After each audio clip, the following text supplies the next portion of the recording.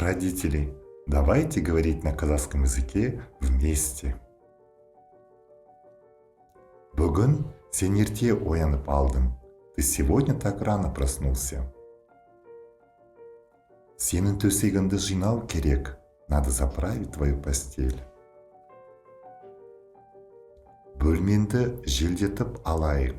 Давай проветрим твою комнату. Пижаманды шеш, киіміңді ауыстыр. Снимай пижаму и переодевайся.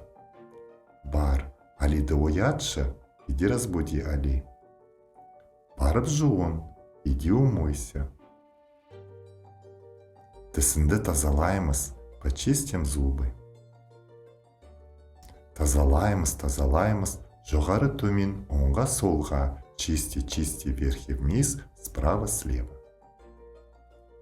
Міне, сенің тісің жарқырап шықты, твои зубки сияют чистотой. Общаемся на казахском языке легко и просто.